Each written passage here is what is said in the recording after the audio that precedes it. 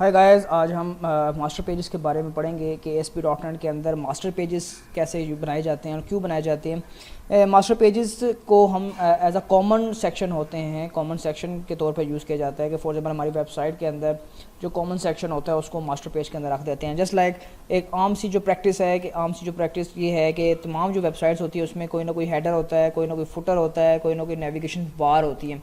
तो ये header, footer है, नेविगेशन बार, ये कॉमन होती हैं हर पेज के अंदर। चाहे आप इंडेक्स का पेज खोल लें, पहला पेज खोल लें, चाहे आप अबाउट का पेज खोल लें, चाहे आप कॉन्टैक्ट अस का पेज खोल लें, ठीक है। These three things are common in every pages, ठीक। तो हम क्या करते हैं कि बार बार कोड कॉपी पेस्ट करना हर पेज के अंदर, तो वो ठीक नहीं रहता। और अगर आपने किसी एक पेज पे चेंज करना है या डिफरेंट पेजेस पे जाके चेंज करना पड़ेगा, तो आपको हर एक पेज को ओपन करना पड़ेगा, उसका आपको कोड चेंज करना पड़ेगा।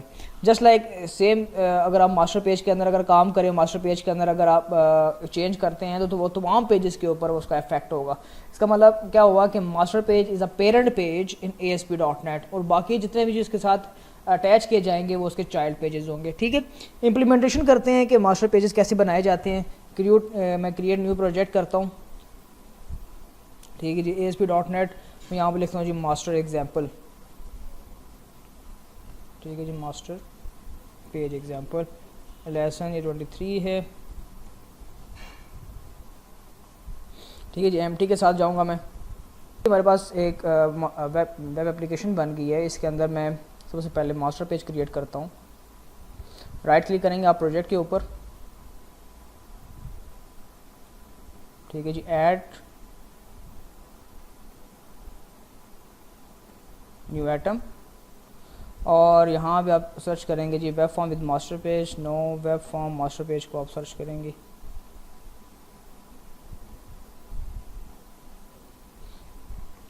ठीक है। आप यहाँ पे सर्च भी कर सकते हैं मास्टर, ठीक है जी, वेब फॉर्म्स मास्टर पेज, ठीक है। मैं इसको सिलेक्ट करूँगा। यहाँ पे लिखा हुआ है साइट 1, आप अपना यहाँ पे लिख सकते हैं साइट, आप लिख दें जी माई साइट डॉट मास्टर, कर सकते हैं, नाम चेंज कर सकते हैं, ठीक है। तो ये आपका मास्टर पेज क्रिएट हो जाएगा। अब मास्टर पेज के अंदर आपके तमाम HTML होती है, लाइक दिस इज HTML, ठीक है जी। हेड सेक्शन आ जाएगा, बॉडी सेक्शन आ जाएगा, फॉर्म का टैग है, ठीक है, डिव है। अब ये जो नए दो टैग अगर आप देख रहे हैं, कंटेंट प्लेस होल्डर एक यहाँ पे आ रहा है और कंटेंट प्लेस होल्डर यहाँ पे आ रहा है, ठीक है। तो ये कंटेंट प्लेस होल्डर क्या कर रहा है, ये हेडर सेक्शन होता है इन चाइल्ड पेज, ठीक है जी। कि बात है, हेडर के अंदर भी आप चाइल्ड के अंदर भी आप हेडर को बना सकते हैं, ठीक है। इसी तरह आप उसकी बॉडी सेक्शन के अंदर भी, चाइल्ड के अंदर बॉडी सेक्शन भी आप बना सकते हैं। फॉर एग्जांपल ये मैंने एक सेक्शन बना लिया और यहाँ पे मैं फॉर एग्जांपल एक हेडिंग डालता हूँ H1 पेरेंट एरिया, राइट हो गया। और मैं एक पेज बनाता हूँ और इसको मैं रन नहीं कर सकता, व्यू ऑन ब्राउज़र मैं नहीं कर सकता ना, इसको चला सकता हूँ, ठीक है। मास्टर पेज को चलाने के लिए मास्टर पेज का जो इफेक्ट है वो देखने के लिए आपको एक पेज बनाना पड़ेगा, वेब फॉर्म बनाना पड़ेगा। वो क्या करता हूँ, add new web form with master page, देखिए web form with master page, ठीक है जी। आपकी वेबसाइट का पहला पेज है तो आप इसका नाम रखेंगे जी index.aspx। जब आप master page select web form with master page को नाम देके ओके करेंगे तो आपसे पूछेगा कि कितने मास्टर पेज इसके अंदर पड़े हुए आपकी वेबसाइट के अंदर। अगर एक है तो एक शो करेगा, मल्टीपल शो करेगा। मैं कहता हूँ जी मेरे पास भी एक ही है, सेलेक्ट किया, हमारे पास ये देखें जी, हमारे पास एक सेक्शन बन के।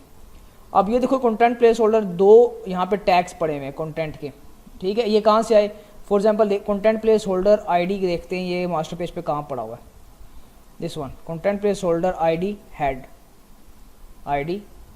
ठीक है। तो इसका मतलब है ये हमारे पास एक हेड सेक्शन है चाइल्ड पेजेस के अंदर, ठीक है। यहाँ पे हम क्या कर सकते हैं, यहाँ पे हम अपने लिंक्स जो CSS लिंक होते हैं वो दे सकते हैं for specific styling in this page, ठीक है, वो कर सकते हैं। उसके बाद देखें content place holder this one, ठीक है जी। इसकी आईडी क्या दी हुई है, कंटेंट प्लेस होल्डर 1 लिखा हुआ है, तो ये आप देख सकते हैं कंटेंट प्लेस होल्डर 1। इसका मतलब है कि ये जो मैं लिख रहा हूँ यहाँ पे दैट्स अ बॉडी, ठीक है जी। अब यहाँ पे लिख लेता हूँ जी H2 चाइल्ड बॉडी, ठीक है। अब मैं इसको व्यू इन ब्राउज़र करके देखता हूँ कि ये चलता ही है नहीं।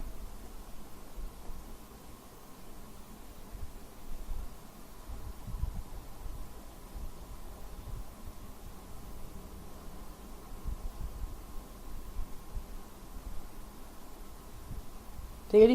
पेरेंट एरिया जो आ रहा है दैट्स फ्रॉम मास्टर पेज, और चाइल्ड बॉडी जो लिखा हुआ है that's the body section of the child, ठीक है, जो कि कंटेंट सेकंड जो टैग होता है चाइल्ड पेज के अंदर पड़ा हुआ वही हमारा क्या होता है, बॉडी होती है चाइल्ड पेजेस के अंदर, ठीक है। मास्टर पेज के अंदर हम सारी स्टाइलिंग वगैरह जितने भी हमारे पास लिंक्स हैं, CSS फाइल्स हैं, जावास्क्रिप्ट फाइल्स हैं, वो हम मास्टर पेज के अंदर इंटीग्रेट करते हैं। और जो हमारे पास बॉडी होती है जो चेंज होती है, हर पेज पे चेंज होती है बॉडी, वो हम चाइल्ड पेज के अंदर रखते हैं, दैट्स योर बॉडी, ठीक है।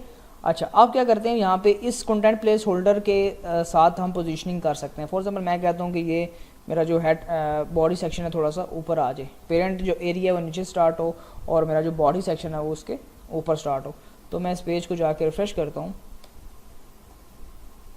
ये देखें जी, यहाँ पे चाइल्ड बॉडी ऊपर आ गया और पेरेंट एरिया नीचे आ गया। इसका मतलब हो गया कि जो ये कंटेंट प्लेस होल्डर हम मास्टर पेज पे कहीं भी मूव कर सकते हैं और यहाँ पे इसकी पोजीशन सेट कर सकते हैं कहाँ पे बॉडी स्टार्ट होगी, ठीक है। जिस लोकेशन से आपकी बॉडी स्टार्ट होगी चाइल्ड की, उस पोजीशन पे जाके इस कंटेंट प्लेस होल्डर को आप रख सकते हैं, ठीक है। तो ये एक बेसिक सी एग्जांपल थी कि how to use the master pages in ASP.NET, ठीक है। इसको कैसे बनाया जाता है, कैसे इसको डील किया जाता है।